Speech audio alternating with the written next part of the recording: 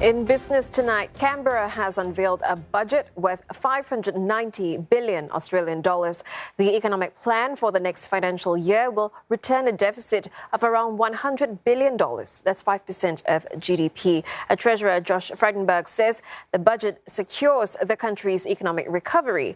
The COVID-19 pandemic tipped Australia into its first recession since the early 1990s. Canberra's second pandemic budget aims to bring down unemployment and revive the economy. The government sees GDP growing at 4.25% this year, with unemployment falling below 5% next year. This budget could be the last before the next election, which is due by the middle of next year. And Danielle Robertson joins us now. Danielle, how is Australia sustaining its economic recovery?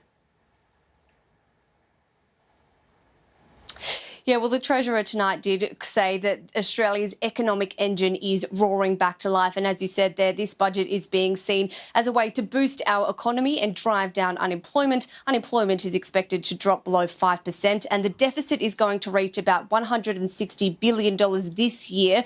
And while that's still dire, that's actually $50 billion less than what was predicted last year.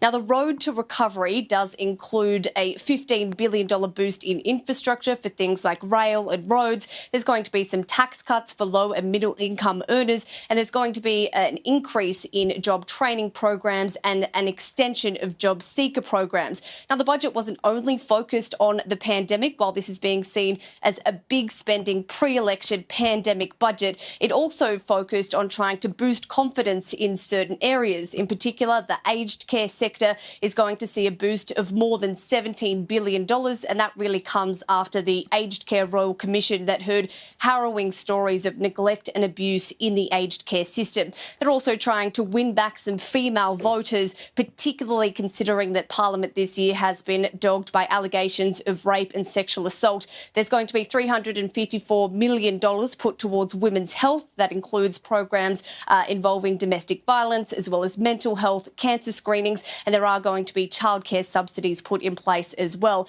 Now, it is predicted that Australians are going to head to the polls sometime soon. So this big cash splash is really being seen as a pre-election budget. Well, it's also been hinted that borders are expected to remain shut until the middle of next year. What's being done in the meantime?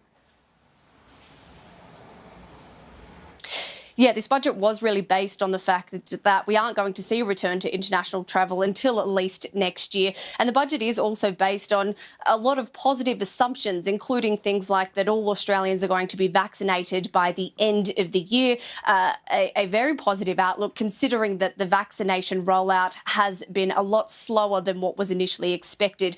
So that has been criticised, that it is based on some heroic assumptions that may not be able to be met. So in the meantime, before international travel can return, it's really focused on boosting jobs domestically. In terms of the tourism industry, we are going to see a boost domestically, including half-price flights within the country. But until international travel really does return, we are really relying on stimulus. And the big question is, when that stimulus runs out, we are going to have to look back at bringing in migrants and international students, because they really were major part of our economy pre-pandemic. All right, thank you so much for that, Danielle Robertson in Sydney.